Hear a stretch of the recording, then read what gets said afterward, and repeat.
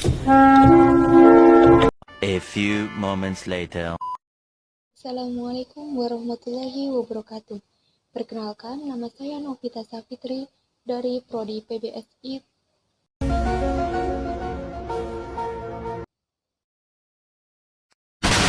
Assalamualaikum warahmatullahi wabarakatuh. Perkenalkan, saya Novita Safitri dari Prodi PBSI A tahun 2024. Saya berurut nomor absen 5. Di sini saya akan menceritakan cerpen dengan judul Air Mata di Balik Hujan, karya Giska Widiananta. Pada suasana malam yang sejuk, seorang gadis berambut pendek tengah melamun di taman dekat rumahnya. Ia menikmati angin malam sembari melihat bintang-bintang yang indah.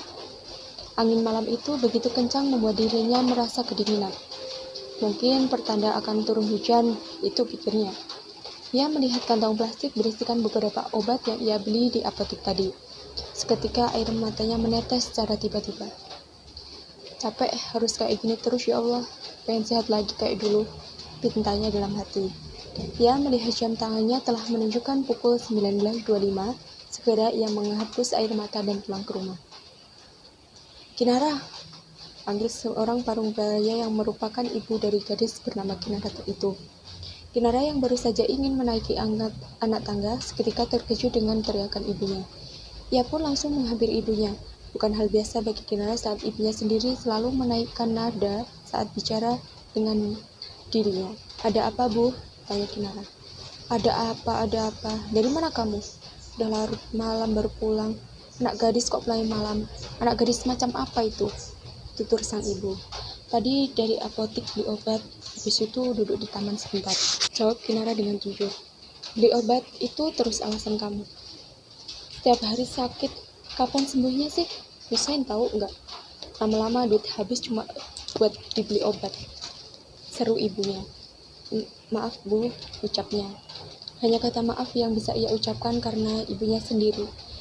Jika terus menjawabnya, ia pasti akan mengatakan hal-hal yang sama sekali tidak ingin Kinara dengar.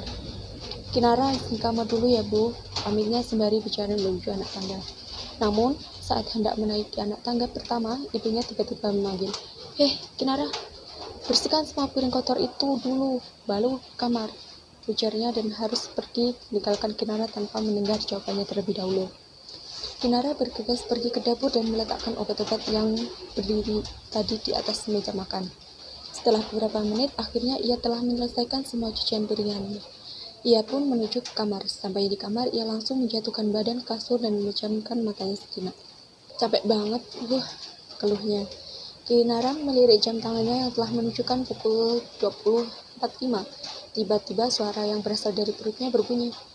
Lapar, tapi di rumah lagi nggak ada makanan, ucapnya. Ia pun terdiam sejenak. Beli makanan di luar kali aja deh ya, sekalian jalan-jalan juga. Kinara pun beranjak dari tempat tidurnya dan langsung keluar dari kamarnya. Selama di perjalanan, Kinara terus memperhatikan keadaan langit, berharap akan turun hujan. Rasanya ia ingin sekali menangis tanpa ada satu orang yang mengetahuinya. Jika hujan turun, ia dapat menangis di dalam derasnya air hujan. Menikmati suasana malam yang sejuk sekaligus dingin membuat Kinara merasa nyaman berada di luar rumah. Setelah 20 menitan berjalan, akhirnya Kinara menemukan penjual nasi goreng. Ia pun segera menghampirinya, akan tetapi tiba-tiba tetesan air hujan turun secara bergantian. Berniat berteduh, tetapi Kinara malah terus berdiri di tengah derasnya air hujan sambil menikmati hujan dengan mata yang tertutup. Akhirnya, begitulah ucapnya. Bahwa hujan itu menyenangkan, sederhana, dan menenangkan. Tak terasa air mata Kinara tiba-tiba turun, tetapi berkat air hujan tidak akan ada seorang pun yang mengetahui jika ia sedang menangis. Bagiku, hujan membawa rasa ingin yang menyebabkan perasaan yang nyaris beku itu terasa lama bertahun-tahun. Namun, hujan kali ini terasa berbeda. Aku menikmati dinginnya. Ternyata dingin itu tidak menakutkan. Aku hanya harus berani menghadapinya. Kata ayah, hujan bermakna keberkahan. Rintik-rintik airlah yang menjadi sebuah rezeki. Kata ayah, setiap tetes air yang jatuh dapat menghipnotis kita untuk memutar kembali memori yang nyaris terlupakan. Kinara terus menikmati setiap tetesan air hujan sembari menari-nari di tengah hujan tanpa menyadari bahwa luka di tangannya telah pucat. Ketenangan bukanlah berdiri di bawah payung ketika hujan, tapi ketika mampu menari di bawah hujan. Sembari menari di tengah hujan, Kinara mengingat masa lalunya bersama sang ayah, ibu, dan kakaknya yang begitu indah, bahagia, dan tanpa adanya cacian dan perbandingan. Pada suatu hari, siang itu suasana mendung. Langit begitu gelap. Awan gelap mulai menurunkan hujannya. Angin berhembus, bahkan suaranya pun terdengar begitu keras. Makin lama semakin kencang. Kemudian hujan terus begitu derasnya. Ada dua anak kecil yang berusia 7 dan 6 tahun yang tengah duduk di depan teras rumah sembari menikmati angin sejuk dan deras.